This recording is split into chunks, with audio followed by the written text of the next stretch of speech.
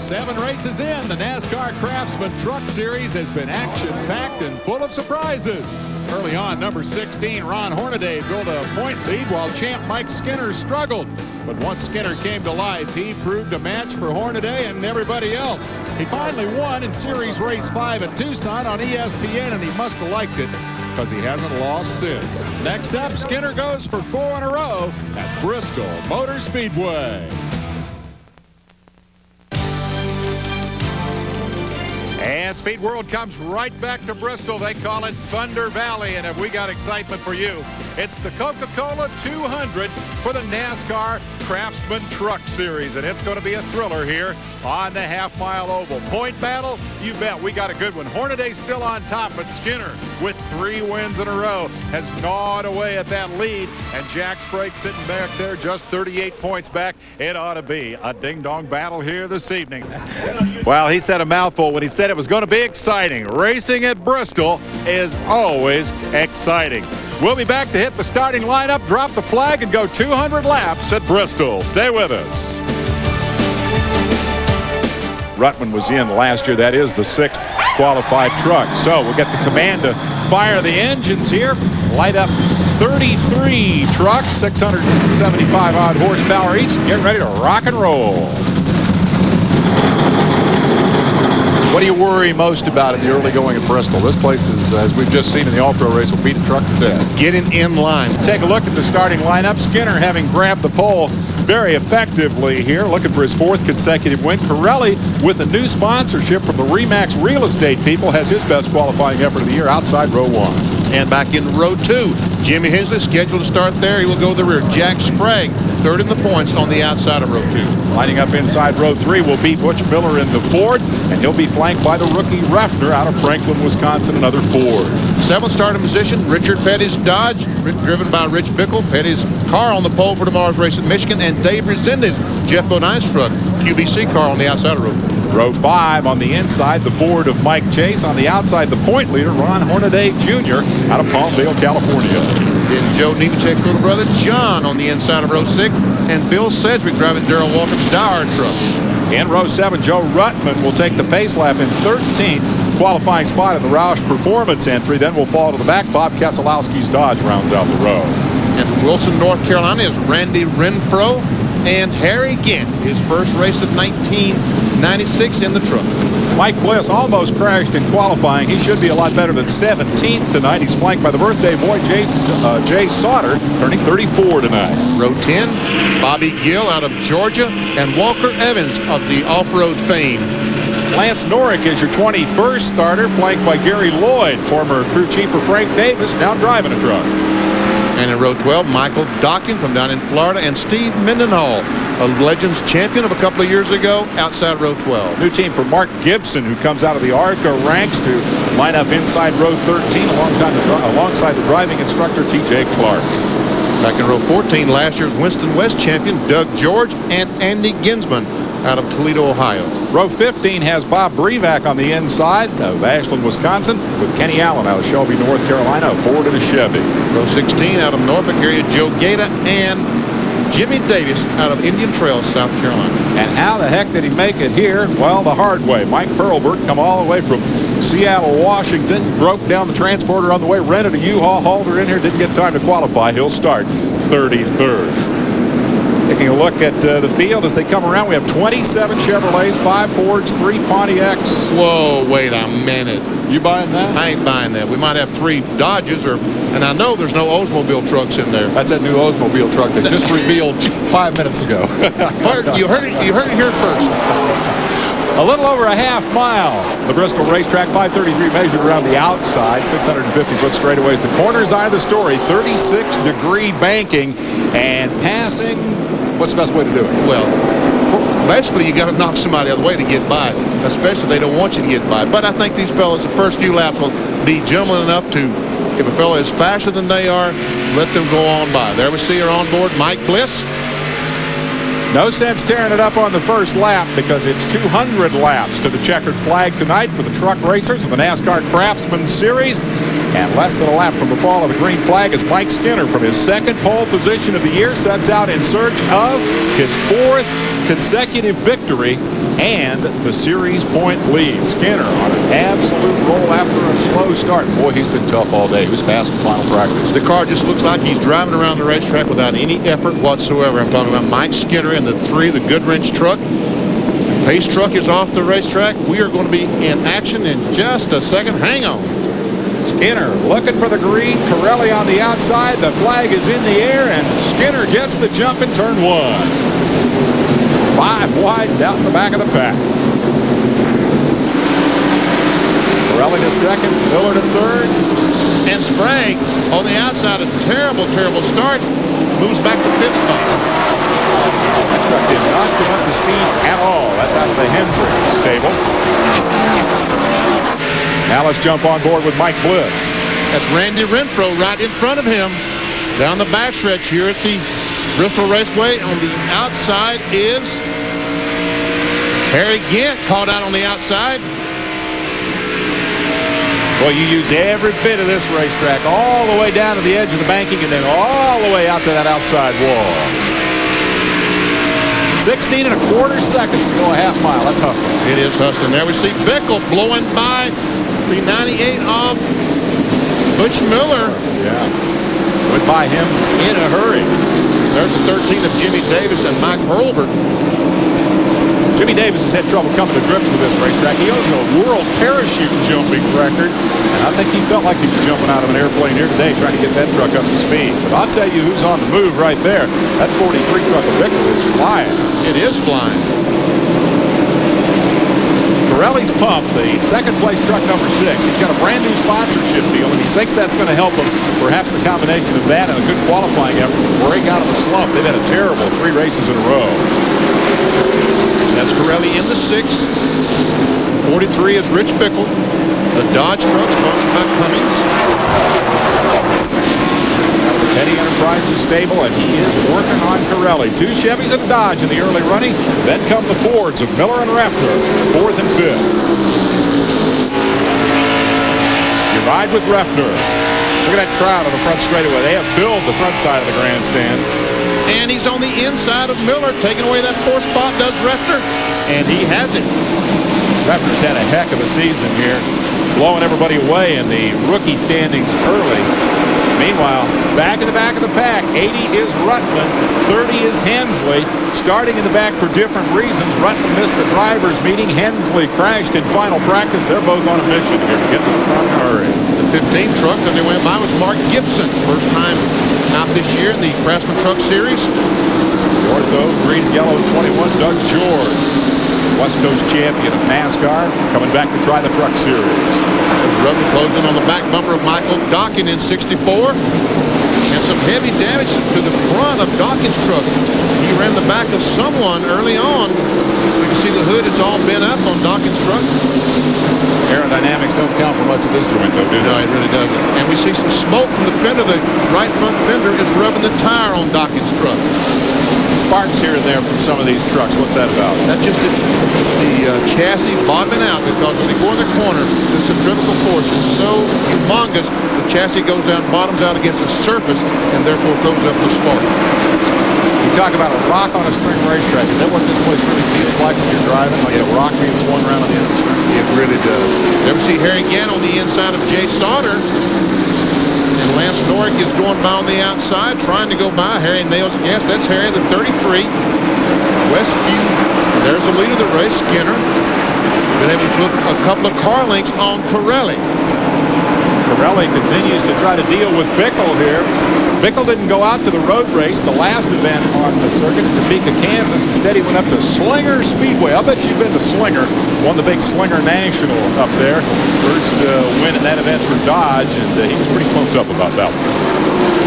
See once again Harry Gant. There's Bobby Gill, Mike Bliss, Jay Sauter. That's Felix Abada's truck, the 42, the red and blue truck, and Rudman. Whoa, we got a crash. Round goes the 11 of Mike Hurlburt, and who else is going to get involved before this is over? Steve Mendenhall. That's him sitting backwards up against the inside wall, the 32 truck. Tough break for Steve. 15 laps in, we catch the first caution. How about Hurlburt? Comes all the way from the Pacific Northwest, blew up the transporter. Now he's wrecked the truck. He does not have fond memories of Bristol. First caution of the night. There's Hurlbert's machine. Badly beaten up in the front. Take a look and see if we can figure out what happened here. We can see Hurlbert. He gets tagged. Someone gets sideways coming off the corner of the white truck. That might be Gary Lloyd. Well, I don't say because I don't know. But anyway, the truck gets sideways, comes off and tags Hurlbert and sends him into a spin. And then the traffic jam behind him as everybody tried to avoid. That was not Gary Lloyd either, because I saw him afterwards. Look at Ruttman as he came charging up the inside, saw it developing, went down to the apron on the 80 and managed to avoid all the tangle. Might have been Randy Renfro that we saw. A white truck anyway. It doesn't matter. There's the results. Hurlbert's truck is hurt, and the hook is on it. We'll take a break and come back with more. We're at Bristol Motor Speedway, the Coca-Cola 200, led by Mike Skinner in the early running.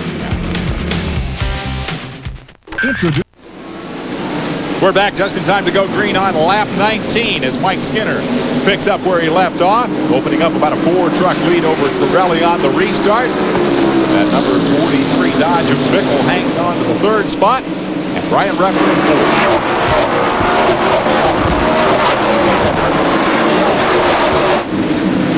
That is a high-speed truck in Bristol, I'll tell you what. It is. That. See, 80 Joe Ruttman was up to about 12th or something on the restart. He is charging through this field. They got that baby hooked up. You had to know the Roush truck was going to get good at some point. This is the regular season Roush truck running all the races.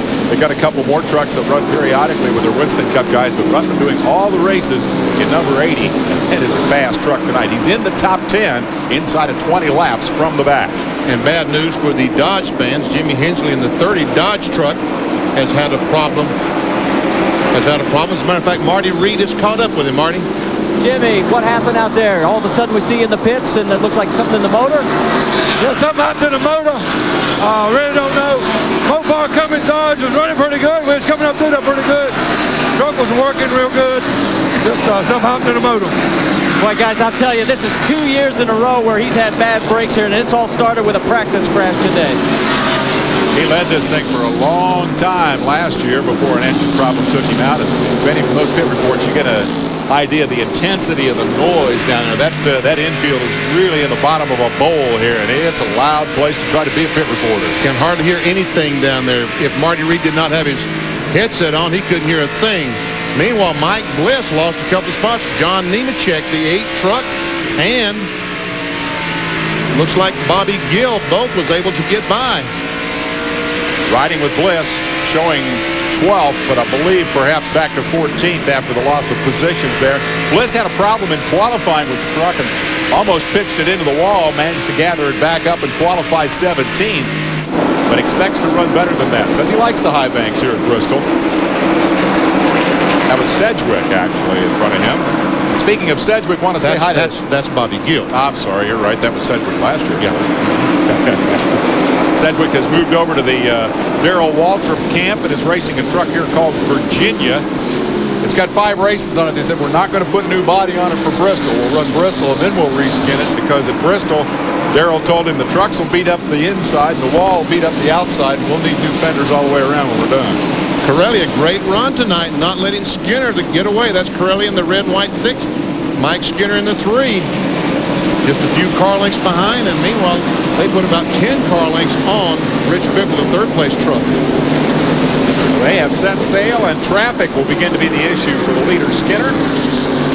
Won at Tucson, got things rolling, then won in Colorado, and took his first road race win in the last outing at Topeka, Kansas. Skinner in the black 3. Richard Childress stable. There is Refner, still working on the Dodge of Bickle, but they're losing touch with the leaders.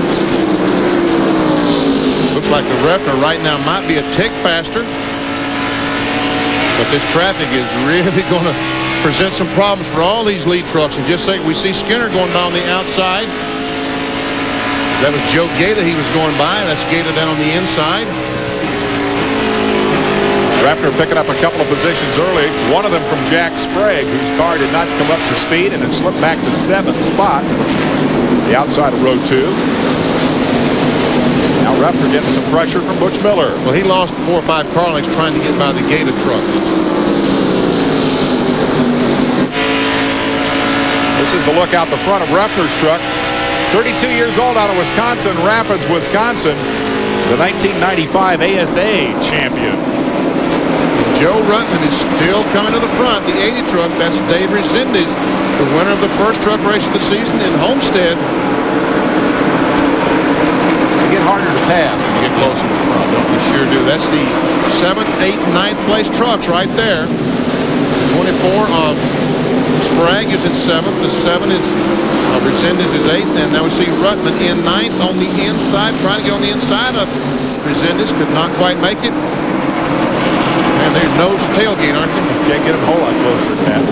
Ruttman looking, working on him, trying to find a way around, trying to get to the front for a rematch with Skinner from a year ago. They both started at the back. Skinner spun Ruttman out right before the halfway break, and Skinner was sent to the back of the field.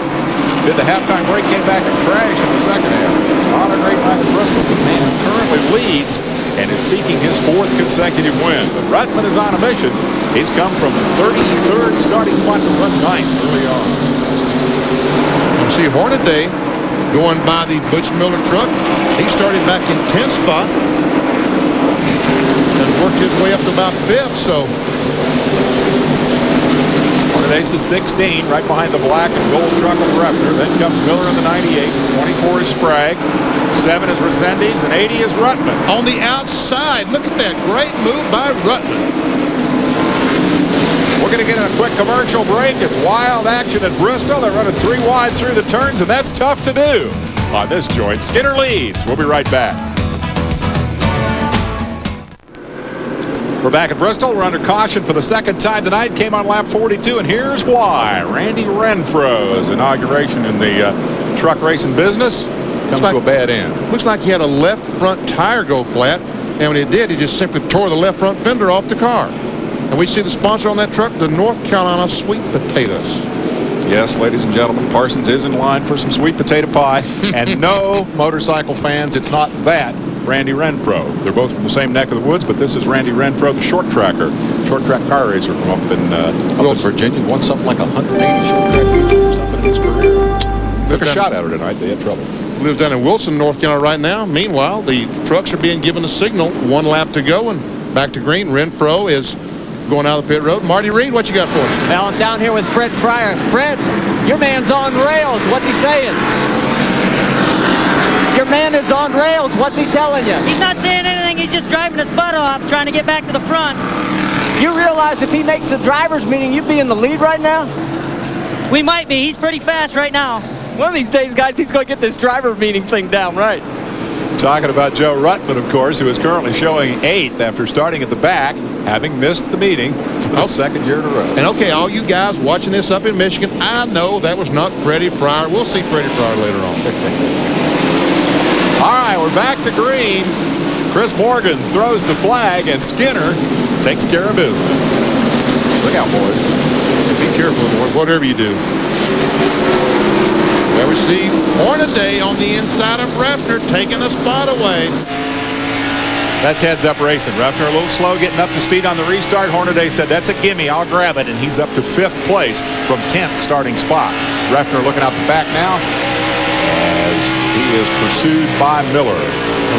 Ooh, and Jack Sprague just drove across the apron trying his best to keep Ruttman behind him. Wow, and here comes Ruttman on the inside and goes by. That's about the same spot where Ruttman pulled that trick last year. Got down on the apron, got on the brakes, got the thing all sideways, managed to gather it back up, and went on to win the thing. But Ruttman, last year's winner in this race, has had an eventful evening this evening already as he circulates into that 7th spot. I'm surprised to see Sprague going backwards like that. He looked pretty solid in qualifying. Started the year strong. 3rd in points, been very consistent. But tonight, he's looking for that halfway break on that. And that's one thing great about the halfway break in trucks. If your truck is not exactly right, you've got 10 minutes at the half to change springs, sway bars, whatever it's going to take to make that truck competitive and be able to run with Skinner, Pirelli, and the rest of these fellas. See Hornaday looking on the inside of Bickle. the yellow truck is a lap down. That's Michael Dockett. Hornaday bad wanting to get up there and mix it up with Skinner because Skinner is within 9 points of the point standings. Hornaday still holding on to the lead that he's had since race 2 with that blue number 16 owned by Teresa Earnhardt. Now he's got Refner up on the inside of him, and Refner will reclaim the spot. How about that move by Refner? But Dawkins in front on him, slam on the brakes. Oh, man. Whew. Close. Funny how that hard work can go out the window in a hurry at this joint. Well, Refner will gather his thoughts and try to follow Hornaday through the traffic. Let's take a look at how they're running here. Skinner on top, Corelli hot on his heels. Bickle continuing to battle with Hornaday and Refner. Oh, and Refner almost in the wall, and Dawkins about crashed as well. Man, oh man. That was a great save by Refner. He crashed it twice and never hit anything.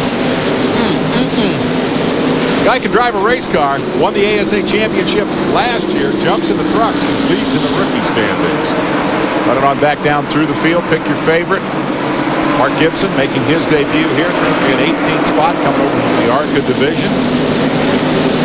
There is Lazendes working on the 44 of Refner after Refner collects his thoughts after that near miss. Take another look at this. Watch this. They go in the corner, and all of a sudden the 64 truck just goes up the hill, and Refner said, whoa, where's the brake pedal? But he loses 3 spots. There goes Miller, Ruttman, and Sprague by. And also Resendiz. And I guess that's Mike Chase. He's pretty happy, though. He's still got the truck in one piece. Refner came out of that a lot better than he might have. This is Keselowski slowing down, but Dodge has a problem. Yes, he was up 3 and 4. Very, very slow. He finally made a lap, found an opportunity to get down on the inside. I talked to his brother, the crew chief, Ron, earlier, and he said they just worked themselves like completely out of the setup today in practice. Was trying to get it back, but evidently, oh, the right front tire's flat. Bring the jack over here, guys. The right front's flat. They've been struggling this year indeed, and the struggles continue at Bristol. A difficult place under the best of circumstances. A good place thus far for Skinner. We'll take a break as Skinner leads it. Back at Bristol, the leader is in traffic. The black 3, the familiar colors of Dale Earnhardt and Winston Cup. In this series, Mike Skinner, driving for the Childress operation, started first, has led every lap, and currently leads it. And that is just a powerhouse team wherever they are. It is Will Lynn, Rich Burgess, the crew chief. Will Lynn is the team manager. They have done a terrific job. Them and the entire crew. Skinner leads it. So good. Ever see some of the other trucks coming down the front stretch? Resendiz, Mike Chase, the 78 Petron Plus truck. Nemechek in the 8. Good run going for Nemechek. Bobby Gill in 75. Showing 11th and 12th, so that's just outside the top 10, and a good run indeed for both those guys. Meanwhile, Ruttman continues his march toward the front. He's up there in the middle of a battle with Hornaday and Miller, 4th, 5th, 6th positions. And Bobby Gill takes a spot away from Nemechek. Pays to be smooth at this place as best you can on a racetrack like this. We can see some damage back to the right rear of Gill's truck. Started 19th, is now in 11th spot. I know the graphics said 12. He just passed Nemechek for that spot. And there's 10th directly in front of him. Oh, and Nemechek goes up and hits the wall. And he's trying to get off the racetrack. The right front is flat, and he's having all kinds of trouble. Looks like he might have it saved for a moment, but boy, when you hit that 36-degree banking, things happen in a hurry. There we go. If he smacks the wall is exactly what caused him to have his problems. He tries to get down the bottom with the right front. It's just so badly damaged, there's no way it's going to turn, and he goes up and smacks the wall again. Pretty hard to steer it after that first impact. Here's a look from Speedy. Wham! Wham! He did nail that wall. And we see some pretty heavy damage to the right front. Marty Reed. Well, guys, what I think may be the problem, it may have been the right front tie rod just snapped because they've got a piece out here ready to go, and they're working on this right front. We'll keep you posted. The way he hit the wall, Benny, it certainly didn't appear. I mean, you don't just drive it off in there and hit the ball like that. It wasn't a glance. He hit it a ton. So something breaking might be a good bet. Leader in traffic, and Corelli may smell an opportunity here. There goes the black 3, slipping by on the bottom and picking up one spot. Now he's working on Doug George, who is back after losing a lap. He apparently had a flat tire and had to go to the pit, so he's off the pace. But Corelli in the 6 is hoping there'll be an opening here and he can sneak by. Walker Evans in the middle of that sandwich, number 20.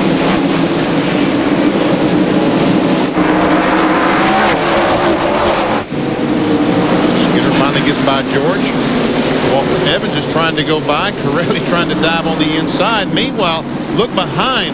This traffic has allowed the entire field to catch up. And there we see Hornaday on the inside of Bickle trying to get that 3rd spot away. And Bickle comes back. They go in the corner side by side. Where's the traffic? And there's Ruttman. This is going to get good. Ruttman's going to try to take them all, I do believe. Corelli's getting the short end of this deal because Skinner's getting away and all these guys are catching up with him, but this isn't over yet. Ruttman slips through. Should be now 5th.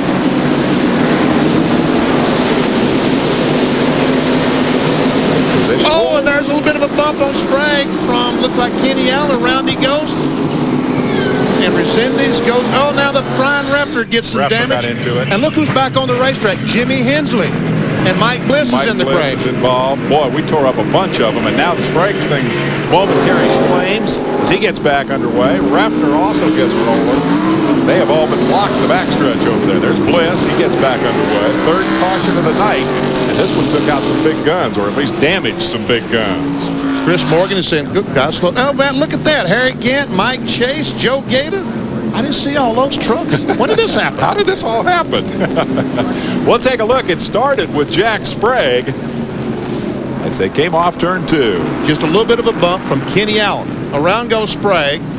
Now then, the smoke is so much as he nails the gas. And there we see Joe Gator in the 71 car spinning sideways. Down comes the 44 car. I guess the Mike Chase car. And wow, look at Brevac come slamming in there. That was a 31 truck, Bob Brevac, and he's just trying to start the truck. That's no cause for alarm there. And then in the midst of all that, Gant had no place to go and ran into the back of the 2 trucks that were stopped up against the outside wall. Watch this. Watch Resendiz go through here. Excuse me? Folks, you see what they see? That's about exactly what they see. Nothing in all that smoke. Bobby Gill just drives through the middle of it. So Bliss's tough night continues. Marty is there. Yeah, they've got damage on the left front and the right rear quarter panels, and they are working to just free up the wheels. That's all they're going to do. Is going to be a lot of tape on this thing. It doesn't look anywhere near as pretty as it is at the start of this race, but this Ford's going to get back into the contest. Waiting to see if Refner has to come in. He ran over some of his own debris. I'm worried about that right front tire. We'll keep you posted. Jack Sprague involved. Brian Refner, the rookie point leader. Mike Bliss just now leaving the pits. Got tangled up in it. So did Bill Sedgwick. Harry Gant, you saw, got tagged, or actually ran into it after it was pretty much stopped. Mike Chase and the 31 of Bob Brevac. And the Chris Morgan is waving the red flag. They're going to stop this race to clean up that mess on the back straightaway. Marty Reed? Yeah, we've got Brian Refner in, and just take a look at the front windscreen. It is spewing water from underneath. It looks like Refner's day is going to be done here. We're going to see if we can get a look underneath. Yeah, you can see the water just gushing out from underneath. It's spraying everywhere. Their race is over, guys. Yes, it is. So Refner will lose a bunch of points in terms of the rookie chase here. He qualified 6th. Was running inside the top 5 at the time of the tangle, and here's what it looked like from his perspective. Now, he don't have a broken radiator right now. But Everything he's is fixing fine. to. But he's fixing to, yeah. It's going to happen right there. Now he has a broken radiator. Bliss also had an onboard camera and is also out of it. And here's what that camera saw looking out the back.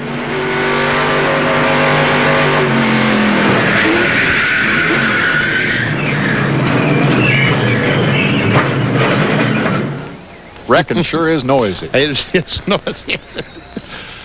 All right, Refner is done for the evening. A total of 7 trucks involved. The red flag flies to clean up the mess. We'll take a break and come back to Bristol with Skinner still leading. Hey, sold some tickets for the truck race tonight. Tomorrow we got the Bell Atlantic Classic. That's the senior PGA Tour with Jim Colbert, the defending champion, trying to become the first player in the history of the tournament to win it back-to-back. We'll be covering it for you at 2 o'clock Eastern Time, 11 Pacific, live from Malvern, Pennsylvania. So you golfers be sure and tune in. These folks are going to party tonight after this baby's over. We're going to go down to Marty Reed and see what's up with the Cintas Rookie of the Year leader. Well, I'll tell you what, the red flag may be a blessing in disguise because this 1-800-COLLECT team is going to try and put this truck back together. Now, remember, they cannot work on the vehicle until the red flag is over. Now, the trucks have refired, so now the crew is going to go to work. Brian, while we get a chance, let me talk to you. What happened out there? Well, the lap trucks just aren't giving the leaders any room. You know, we got screwed early in the race and fell back a couple of spots. And that's a shame because the 1-800-COLLECT Ford was really running smooth. We was biding our time. And lap truck got into Jack, and Jack got sideways. And I saw him turning and slow down. Somebody got hard into me and kept pushing. You know, never got into brakes and turned me around. And that's just a bad deal because we were going to have a good run today. Well, guys, they've already got the radiator. They are working on this, and it looks like they're going to try and put this thing back in the show to score as many points as possible. Refner leads the rookie standings by 13, or check that, by 23 points. So getting the truck back underway would be very helpful in that effort. Bliss is running again. We'll take a break and come back with the restart. We're back in Thunder Valley. Find your favorite. We'll run down the field. Skinner and Corelli running where they started. Hornaday has come from 10th. Ruttman from the back row to 4th. Pretty impressive indeed. Bickle, Miller, and Resendiz have been in a position battle for about the last 20 laps before this big wreck that involved Sprague and Bliss and Refner and others. Gibson up to 15th. 16 through 30, T.J. Clark. There we see Cedric. Darrell's truck involved in that crash as well. Mike Chase, his truck heavily involved. Joe Gato involved. I guess I have 7 trucks involved. Jimmy Hensley had some trouble early, came back to get in the wreck. Got one to go here. Mendenhall, Hurlburt, and Davis among the early victims of problems here. Hurlburt brought out the first yellow with his crash. Davis has retired as well. And the work continues on Refner's truck.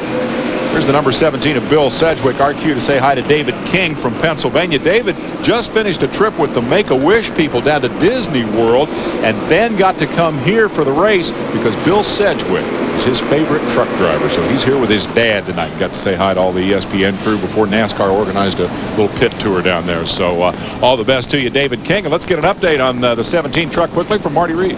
Well, you mentioned about Virginia needing new side panels. It's true. The Wall's got it on the right side, and the cars have got them on the left side. But I'll tell you what, the biggest problem is that radiator. They're trying to work with it to disconnect the hoses to make the changes. You know, one of the interesting statistics for Bill Sedgwick and Rick Corelli, who's currently running in second place, they're the only 2 guys who have run all 27 Craftsman truck races in the 2 years of the existence of the series to go without victories, and it looks like Sedgwick isn't going to get it tonight either. Sedgwick, a former crew chief out on the West Coast, then jumped in a race car. One of a total of 7 trucks involved here in this crash that brought out a 3-minute and 15-second red flag for cleanup. Sprague, Refner, Bliss, Sedgwick, Gant, Chase, and Brevat with various degrees of damage. We'll see Bliss involved in the crash, but he's back on the racetrack. Also, the 24 truck of Jack Sprague. He was the first truck to spin. He's back on the track. Being shown in 10th spot. So in terms of the championship, that's important because he is your 3rd ranked driver. And the top 2 guys in the points are currently running inside the top 3 positions on the racetrack. So Sprague needs to salvage whatever he can out of this as we prepare to go back to green. We're working lap 86 when Chris Morgan drops the flag. That's Lance Norrick's Dodge truck, the Mecklenburg Duncan. You know what Mecklenburg Duncan is? They make that stuff go around the bathtub. You know, make it so it don't leak. Caulking compound, that's what I'm trying to say. That was going to be my second. Okay, green flag comes out, and we're back underway. Lap 86. Remember, halftime break at 100. So we're close to getting the opportunity to fix some of these trucks that may not be handling quite right. Skinner may not touch his. That three's been tough all night.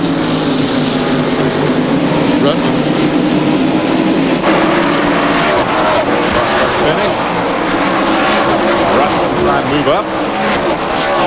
Yeah, man, that's close. The 21 truck of Doug George just kind of goes up and taps Rutten in the left rear, sends him up the racetrack.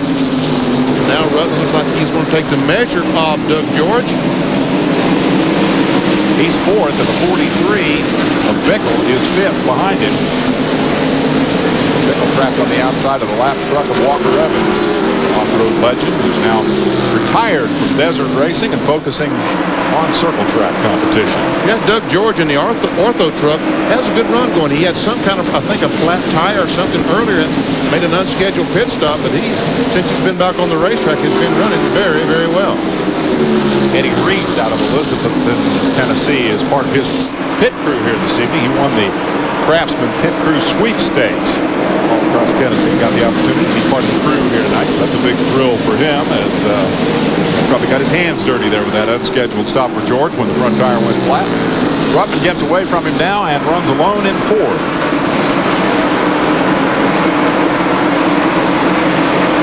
Bobby's is sixth.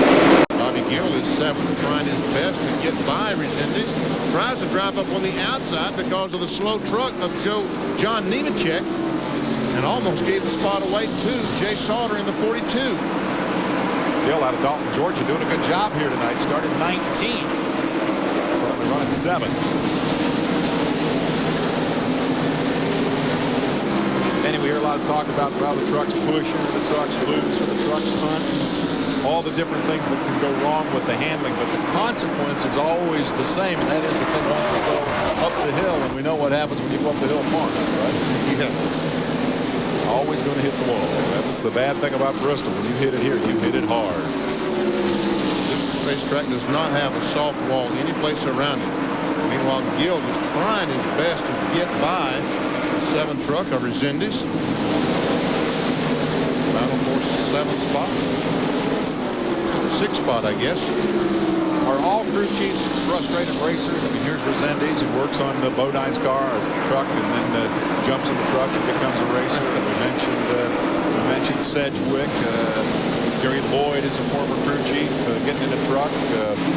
Does every crew chief think he can drive better than the guy that's in the saddle? No, I don't think so. Some crew chiefs just simply do not want to be a driver. Now, Skinner, what is going on here? Look, Corelli is closed up right on the back bumper. Is just Skinner trying to make it look good, or does he have a problem? Skinner's led it from the get-go.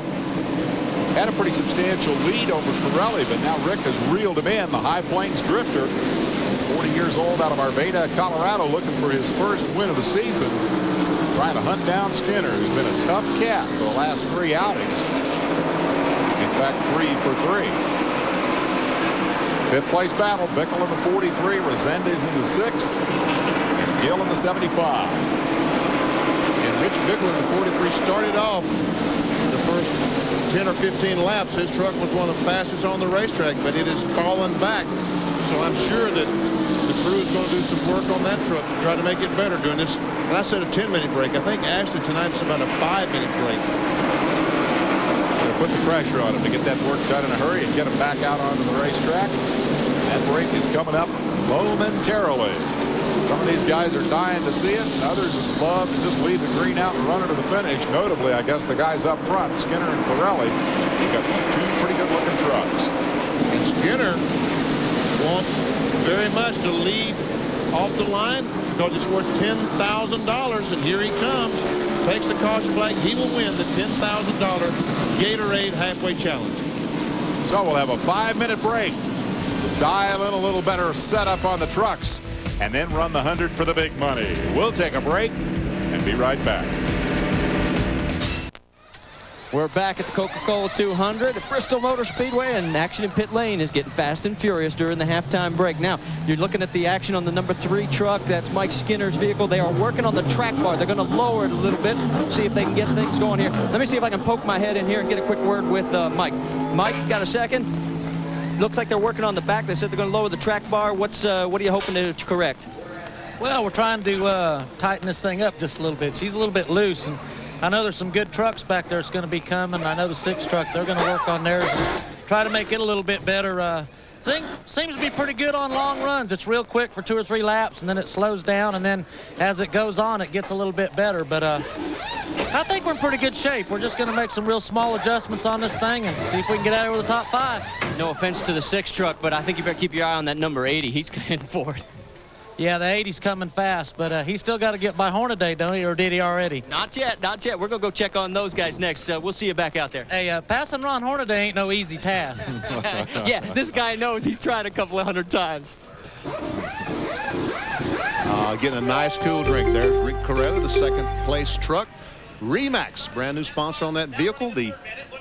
That's the people sell houses, right? That's it. They have a new slogan. In the race to sell houses, or Remax will be first, or something to that effect. They're going to really make a big deal out of this racing sponsorship. Here's Ruttman, the guy we've been talking about. He's up to 4th, having come all the way from the back. What would you predict there, Benny? Would they make many changes on that truck? Looks like they're working on the front sway bar. I don't know if they're changing the front bar, just adjusting it or something. It appears to be working on the front stabilizer bar. Indication from Skinner that they were pretty good, I'd say. They've led this thing from the get-go, although right at the end of the first half, Corelli was able to reel him in. I was stopped. They booted. This is Bliss.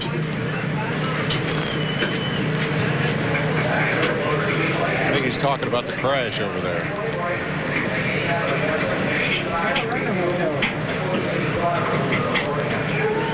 Yeah, I think you're right. He's saying, I was stopped and somebody ran into me and knocked me into another car. I didn't do it. I didn't do it. I didn't tear up your truck. Man, look at the work that's going on right now. And the work that they're doing, Dave, is going to make the difference who wins and who loses this race. Marty's moved back to Rick Corelli's truck. Marty? Yeah, we got to get these guys pitted a little closer. It's a long sprint for all of us. They only put 1 round of bite into the truck, and he's finishing up a radio interview. In fact, they're doing a little body work on the right rear corner. Otherwise, this truck really looks in great shape, and they're still finishing up the radio interview, and we'll see if we can poke our head in there and talk to Rick Corelli. But they, of course, like everyone else, put the 4 fresh tires on, and he's got stickers, not scuffs, and they'll fill it up with fuel, and from there, they'll get back to it. Let me see if I can poke my head in here. Rick, they only took 1 reg, and it looks like you got a good truck right now. I tell you what, this truck's awesome. You know, we struggled all year, and I tell you what, it's running right up front. We unloaded right off the trailer fast, and I tell you what, I'm just out there having a good time driving. Spotter's doing a great job, and we're going to make a little adjustment, some air pressure. We're a little throttle tight, so we'll see if we can race with Skinner here. That's a great way to introduce a new sponsor. I tell you what, you know, things were pretty gloom about a week ago, but, you know, Remax came on board, and everybody just stuck with us, and the teams got up, and we unloaded here second quick, and we're running second. Well, we'll find out if he's got enough to catch up with Mike Skinner as we're getting ready to go back racing, guys. Sounds like Skinner thinks Hornaday is going to be one of the guys he's got to deal with before this is over as well. We'll take a break, and when we come back, they should be about ready to line them up and run another 100 for all the money. We'll be right back. The moon over Thunder Valley. The X Games about to crank up. How about it? You ready for more? 400 athletes, $300,000 in prize money. They're going to do it all. Water sports, bungee jumping, aggressive inline skating. The list goes on. We've taken a poll and decided that we should enter Benny Parsons in the sky surfing rather than the street luge racing. I don't know, VP, did they let you vote or not? I don't think I got a vote on that. It'd take an awfully strong parachute to keep me in the air all day.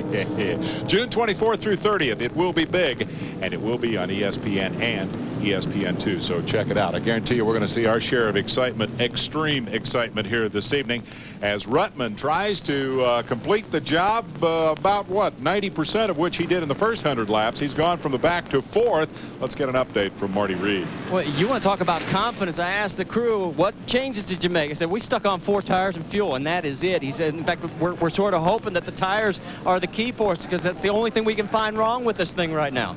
Wow. Nice situation to be in. Average speed for 100 laps, 78.113. A lot of caution slowing the field there, and of course the red flag as well. But the story all night has been Skinner with Corelli chasing. Hornaday again coming from 10th. Ruttman we've documented from the back. Bickle, Resendiz, Gill. As you pick out your favorites further back, Butch Miller struggling a little here tonight. Bliss hanging on despite a world of problems. Harry Gant back in 17th after being involved in the crash. Dockin involved, Keselowski. All these trucks that we're seeing have had some problem or the other during the evening.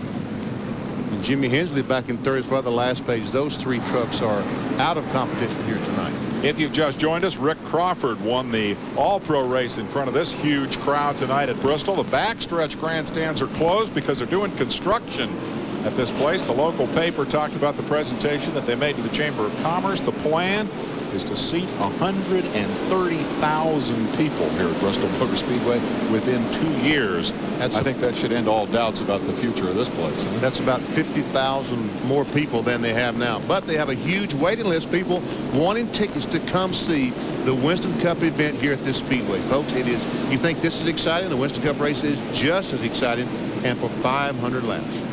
It's quite a place, quite a racetrack.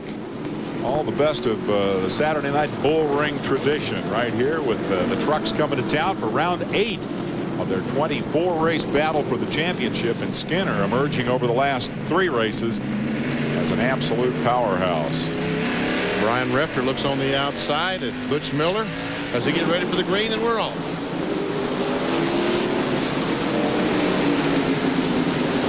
Right back at it with Skinner up front.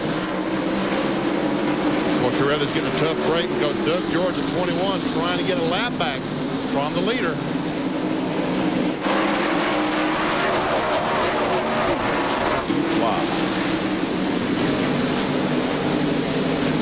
George, as you pointed out, has been quick since they fixed the truck. He got a lap down. Oh, trouble here for Dokken, showing a lot of smoke. Michael Dokken pulling down to the apron. The hood is gone after an earlier altercation. We should stay green.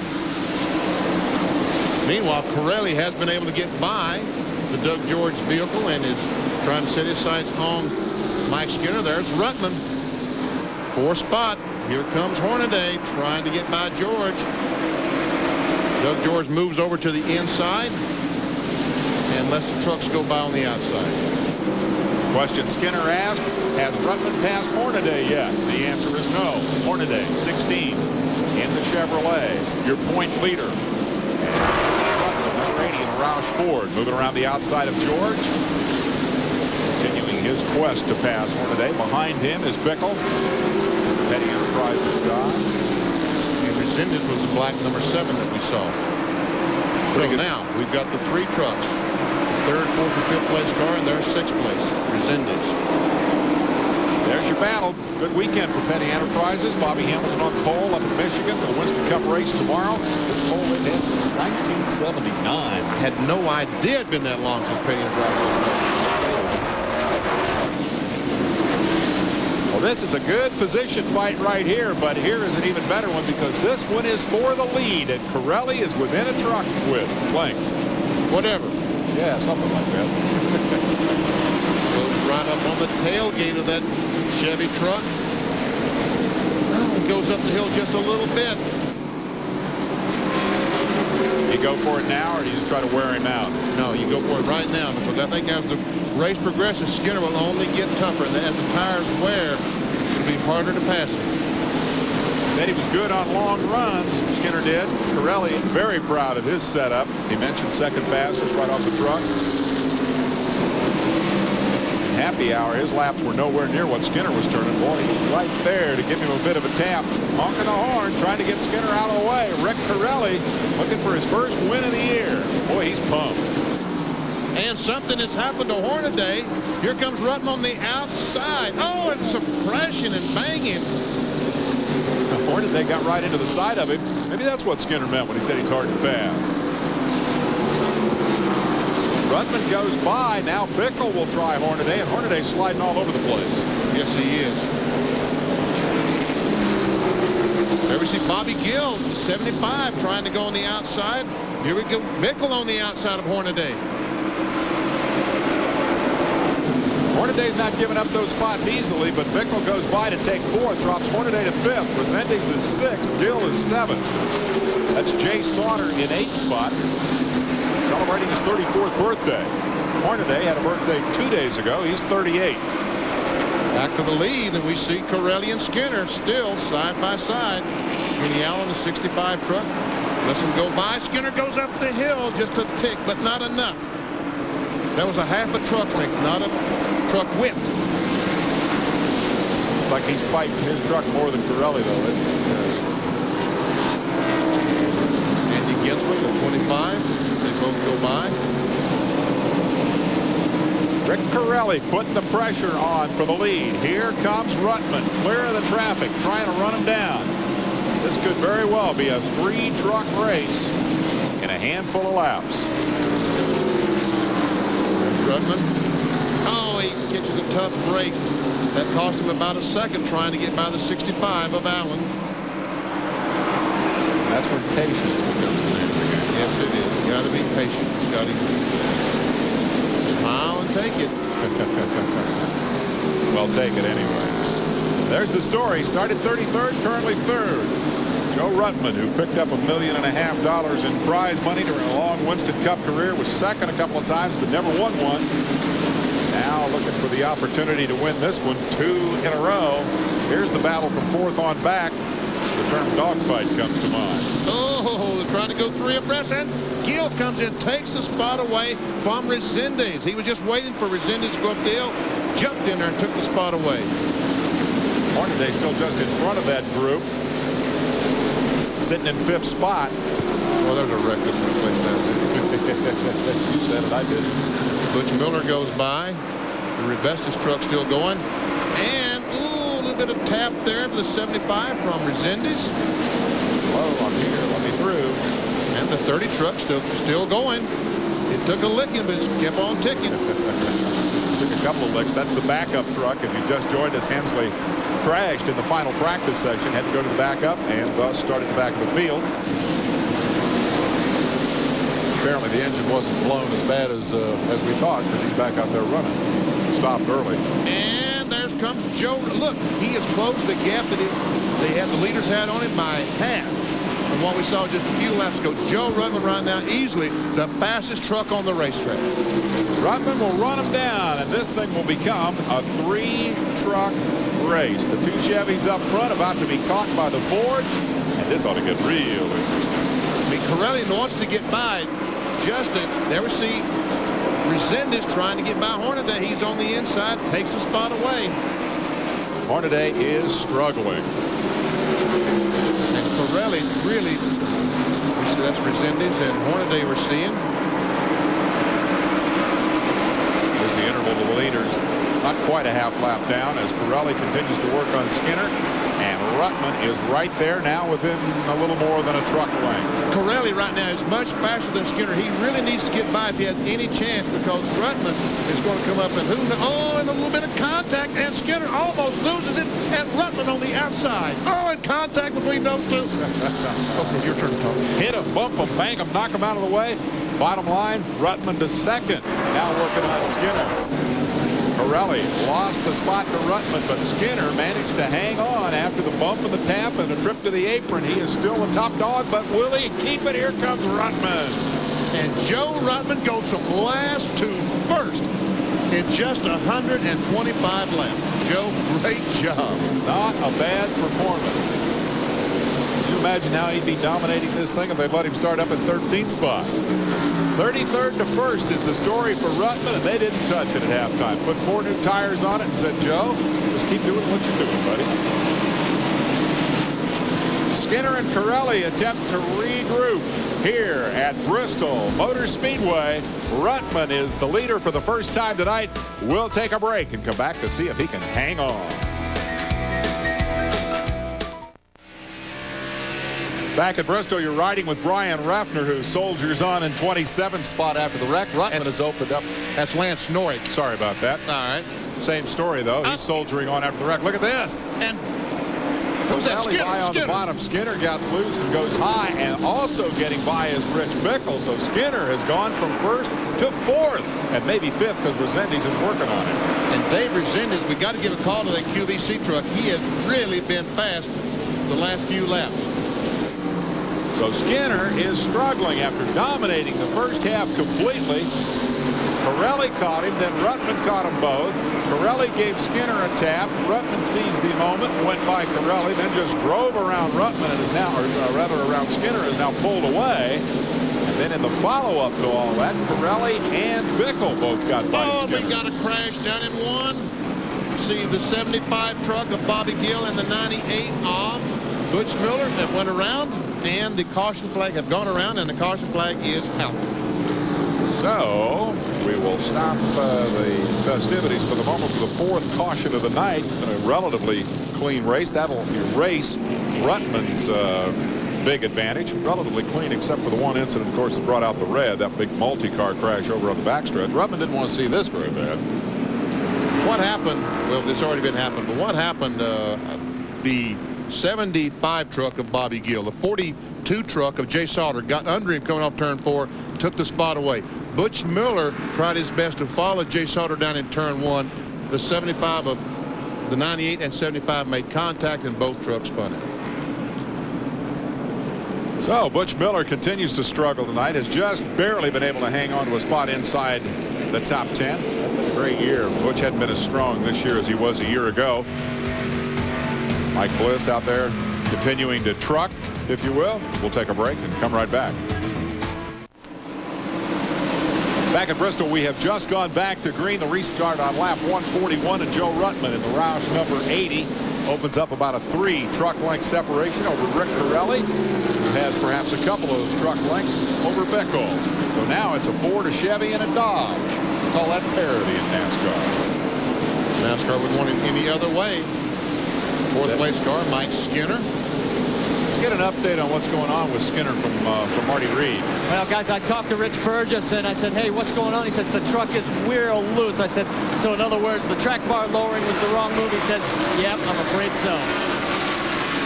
Now they got the paint rubbed off the back end of it because Resendiz just came up there and said, I got to get Skinner out of the way. Man, he is working him over. I thought Skinner was being pretty modest when he said, you know, we're just going to try to hang on here and get a top 5. But that's exactly what he's battling for, right? He is battling hard, trying to stay. Right now he's in 4th and trying his best to stay in that spot. But right now Resendiz, the 7th truck, much faster than Skinner. And Hornaday is coming right behind them, and so too Jay Sauter and Butch Miller. And the caution flag once again waves. Well, what? I don't know, unless there's some, I guess there's debris or something. Oh, a car is stalled down between 3 and 4. It's like Randy Renfro. Yes, it is. The truck is stalled. Remains of Randy's truck. Once again, the North Carolina sweet potatoes truck. Now there'll be sweet potato pie for everybody. Parsons will have enough to share. Here's Sedgwick coming back out. This is all continuing work from the damage from that big crash during the first half. Darrell Waltrip owned diehard number 17 for Sedgwick. That's Sunday Night Baseball coming up tomorrow night. That'll be Cincinnati versus the New York Mets, 8 o'clock Eastern time there at Shea Stadium. So tune in for that if you're a baseball lover. Sunday Night Baseball, 8 o'clock Eastern time here on ESPN. Saturday night we're at Bristol, Tennessee. Renamed Bristol Motor Speedway in keeping with the rest of Bruton Smith's empire of racetracks. Charlotte, Atlanta, Bristol now. Yeah, exactly. We've been talking about the Bristol Motor Speedway, and if you're a stock car fan and been listening to our shows over the years, we always call it the Bristol International Raceway, BIR. Well, Bruton has the Charlotte Motor Speedway, Atlanta Motor Speedway, Texas Motor Speedway, so rightfully he would name this the Bristol Motor Speedway. And a great place it is. Brian, now that is Brian Redford. That is Brian Redford. That is Lance. That is not Lance Norris. Exactly. Thank you, BP. 1-800-COLLECT. And there's the little short straightaway, and this is what 36-degree banking looks like as you hustle around it. Well, that's what it looks like under yellow. And you can see that really and truly it looks fairly flat, and that's the way it looks from the race trucks or race cars.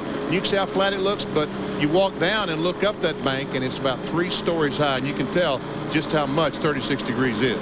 One of my favorite moments in the motorsports history of ESPN is when they rolled that Volkswagen up to the top of that thing way back up, maybe the first time we came here, with a chain and a turnbuckle, and let loose the chain, and that thing went tumbling down the bank, and I thought, oh, that's 36-degree bank. Green is out. Ruttman leads it. We're back underway with 50 to go. Who's got the muscle? Corelli is right there to chase, but Ruttman's very, very good. Show me that speed shot. Oh, what was that? That was, and Michael Dockett heavy into the wall, the inside wall, and sitting right in front of all the oncoming traffic, and the 20 looked like that Walker Evans had made contact. Maybe Ron Hornaday made some contact. Someone made some contact with the outside retaining wall, I guess, and come down and smacked Dockett and turned him around. That restart didn't last long. Dockett took a good look there in the number 64. Take another look here from outside and see who first got into the wall. Is that Walker? Oh, Donkin makes contact with Hornaday, and Donkin goes down in the inside retaining wall. That was not Hornaday on the outside wall. I thought that's what started, but that did not.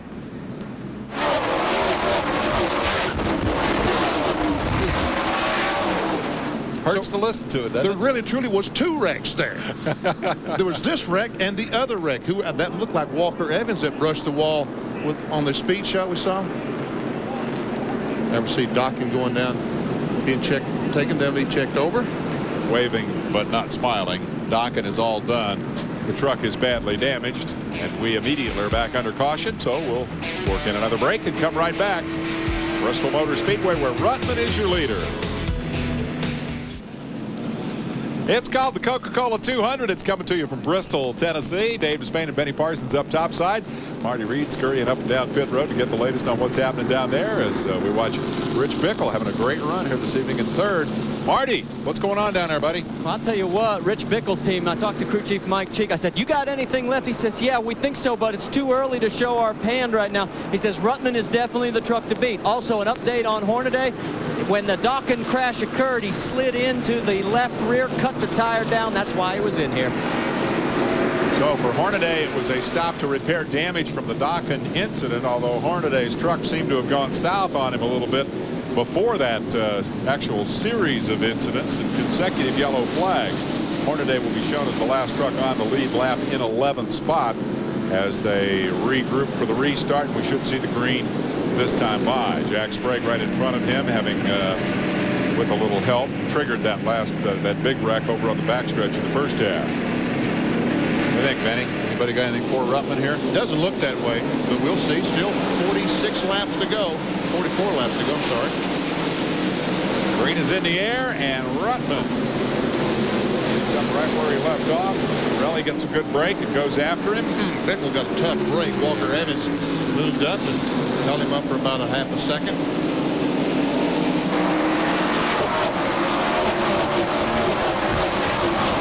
Our speed shop tonight has some workouts. Lucky that camera's still working after that last incident. This is Lance Norrick in the Mecklenburg Duncan in-car onboard camera. Keep wanting to call them in-cars or in-trucks. Oh, looky here. Pirelli might have something for Ruttman. He got close. May have touched him just a little bit to let him know he was there. Pirelli looking for his first win of the year. Working on Ruttman. Likewise, is after his first victory in the Roush colors. He won this race a year ago. And Bickle seizes the opportunity to make a three-turn contact. Tap him and tap him and tap him, and eventually get him out of the way. And there we see Skinner losing some spots to the 7, and there's a leader. Corelli on the inside of Ruttman goes to the corner, and Corelli has the lead. Here comes Bickle. And meanwhile, here comes a wreck. Right into turn 1, and the truck is that on the side? On its side. Now sliding down, and I can't get a number on it yet. It stopped that way. It's Mike Bliss. Now that is the weirdest on-truck camera shot of the series thus far. That's what it looks like when you end up looking Mike like Bliss is climbing out. This is even weirder. T.J. Clark has somebody's wheel in the left rear of Bliss's. That's the right front. The right front of Mike Bliss's truck is gone. And Bliss is using that vantage point to, I'll bet, try to eyeball whoever got him in that predicament. Bliss is okay. The former USAC Silver Crown champion climbs out. It's been a frustrating weekend for him. He's not happy. He's not a happy camper. I want to see the replay. I don't want to go to the ambulance. Well, he's going to go to the ambulance anyway. Let's see if we can get another look at this. He's already up. Yeah, we see there he is. We're going to have a red flag condition because we've got some fence damage down just past the start finish line where Bliss was up in the fence and has knocked the catch fence down. So we're going to have to stop and fix that little baby. That'll be our second red flag of the night. Let's see again what Speedy has to say about it. Watch for Bliss's colors. There he went, right up over the camera. Yep. Bobby Gill was on the inside of him. Looked like when they went by. There's the fence that I was talking about. We see all the damage. Dinged it pretty good. And there's a speaker that tells the fans what's going on, a PA speaker. Well, that's not going to be telling them anything because it's a broken souvenir for somebody.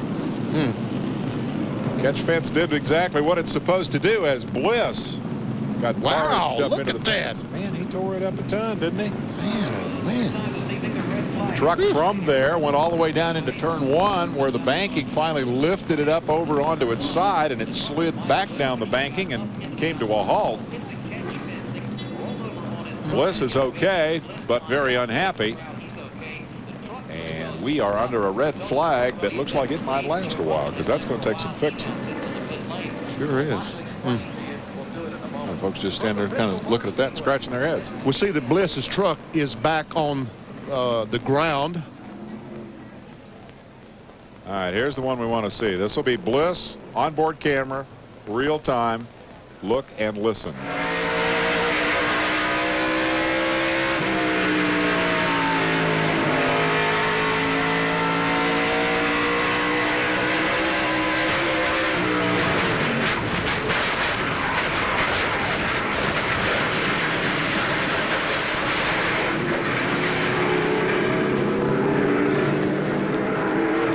How's that for a ride? That's amazing. That is amazing.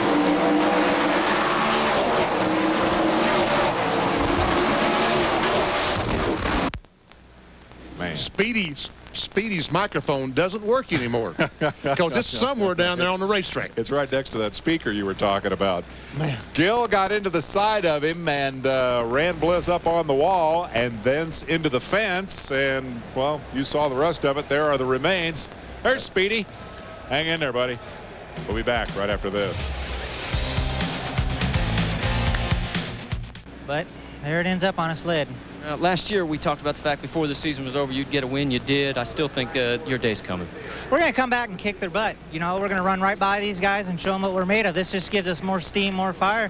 If it takes, you know, to move them over, we'll move them over. Lap cars, they don't deserve to race us right now. They need to be courteous. Mike Bliss, he's a little hot right now. Well, he's real hot. I've seen a lot of Mike Bliss on the Thunder shows over the years, and he's mad, but he's also wrong because the fact is Gill was not a lap truck. No, he was not a lap truck. But again, Gill should have known he was on the outside. Should have known he was there. But they weren't racing for position. You're right.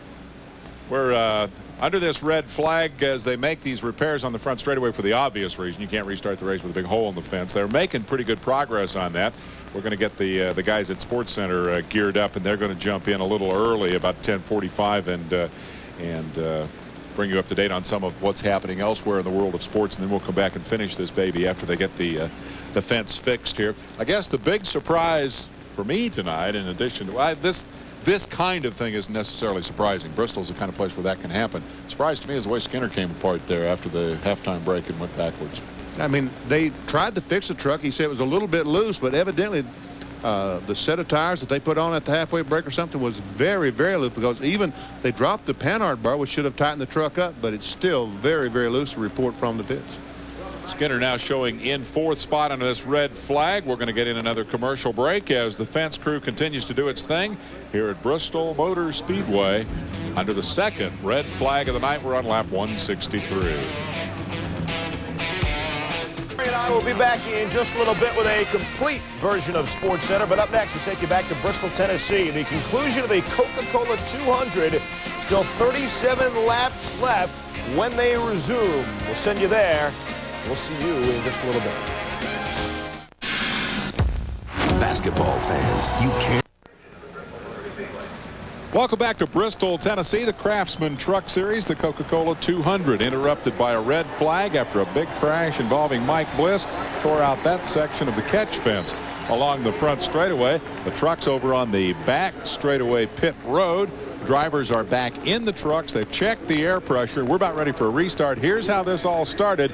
There's Bliss's truck sliding on its side into turn 1. And now watch gravity take over on that 36-degree banking, and it slides on its hill, or on its side, right down the hill. Now, the really wild picture, Benny Parsons, comes from the onboard camera.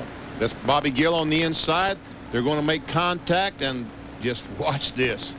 It is. This is up in 3 and 4. Gill goes in front. I think he thought he had the Mike Bliss truck cleared, but folks, he doesn't. Watch.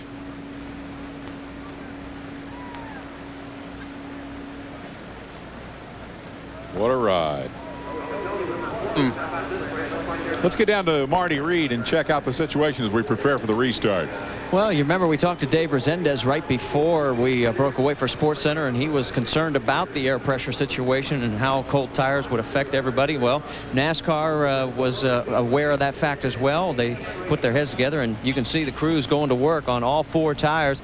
Everybody be able to add or deflate air out of each tire as they deem necessary. So from that standpoint, that's the great equalizer. I get the signal, and you're going to hear motors fired up, and we are going to get this baby back underway, guys.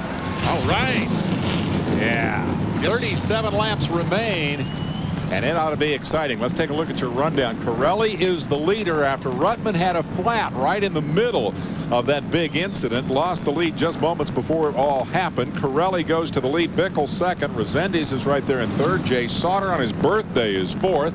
Skinner, who led the first half, has fallen to fifth. And then Butch Miller, Bobby Gill, and Ron Hornaday. Jack Sprague. Ruttman will be the last truck on the lead. 33 confirmed out of the race so far. The 13-11 Harry Gant, but he's still out on the racetrack. The 0 truck, Gary Lloyd, Mike Chase, Randy Renfro, and Mike Bliss obviously out of the race. They receive Joe Ruttman, and they'll be changed. They're saying not yet. Well, I mean, they're going to let him get lapped. The trucks are rolling off the backstretch pit. Ruttman is stopped over on the front straightaway. He's actually in the pit area awaiting the crew's attention, and I guess he's going to have to go on a flat tire. I'm not quite sure I followed that. I don't. And they're not letting the trucks go at the end of pit road. I'm not sure I follow it either. But Sedgwick and Harry Gant stopped in front of Ruttman as the rest of the field come by. I guess what happened when the trucks stopped on. Okay, they haven't taken the red flag out, so this is not a scored lap. I see what the situation is. So they will fall in the rear, and the next time by, Ruttman will go in and change the tire. He will still be in the lead lap. Last car on the field in the lead lap. Red flag was out for an hour, a minute, and 17 seconds to make the repairs on the front straightaway fence. Now they'll let these 3 guys roll, I believe. But I'm not sure that when the trucks stopped on the backstretch and these trucks came around on the front pit, I think they passed the trucks. So now these trucks have got to pass them back, and they'll fall in at the back. See what I mean? They put it on the front stretch pit. So when the truck stopped on the back, they drove around to the front. In fact, going by the leaders, now they've got to come back by them. The last lap did not count. This time the red flag is removed, which would then make the next lap, I believe, the first scored lap. Well, the red flag is still out. Red flag is still being displayed by the NASCAR official. We're getting word that they're giving them a couple of laps here to warm the trucks up, effectively pace laps that are not being scored. Now the yellow comes out, scoring begins, and these trucks will hustle around. And Ruttman should be able to maintain his position on the lead lap if they do a quick tire change, which is what that truck needs. And remember, that all dates back to the moment when Corelli went past him to take the lead in the race. And there is Corelli behind the pace truck. That pace truck or pace car? That's pace car. Well, it was a pace truck to begin with, but 16's in. Marty Reed is there. Yeah, Ron Hornaday has to do some damage repair on the left rear. They also have to change the right front. Swing around, and we can show you that left rear on Joe Ruttman. They're finally going to be able to replace that one as well. They're pulling the sheet metal away on the right side of his truck, and right behind them, the 75 is on his way out. And whoops, the signal mix up here. They were going to change 2 tires, but he's back out. Ruttman rumbles down pit road, hoping to pull off what would be a miraculous win here now to make it 2 in a row. He having won it here a year ago amid a fair amount of excitement. Nothing to match what we've seen here this evening. Well, ladies and gentlemen, Buckle up. Buckle in. One to go. One to go. Marty. Well, Harry Gant's got problems. You see the pool of water. They're trying to fill up the radiator, trying to cool it down. Now, Joe Ruttman just came back in, so yes, they did need to change that right rear. This really could be costly for them because we're supposed to be going green this time, guys. So Ruttman on pit road as the field come through turn 3, anticipating the green this time. A pressure pit stop. Ruttman will get out ahead of the pace car, but will be almost a lap down as they take the green flag for the restart. It falls on Rick Corelli, the High Plains drifter, out front as we start lap 166. And Bickle right with him. And is he right with him? Right on the back tailgate of that Corelli truck. And he goes up, and here comes Bickle. No, couldn't quite make it. Had the inside for a moment, but Corelli got the good drive off the corner. Maintains the gap at a couple of truck lengths between the Chevrolet out front with the Remax sponsorship and the Dodge. Out of the Richard Petty stable, Bickle in hot pursuit. Never seen Joe Ruttman, the white truck. That's how much he likes being lapped by the leader, Rick Corelli. And no other challenger has emerged. Resendiz has not been able to maintain the pace of the leaders. These two guys want to make it a two-man battle, and Bickle is right there and challenging. Looks like a couple pretty evenly matched trucks.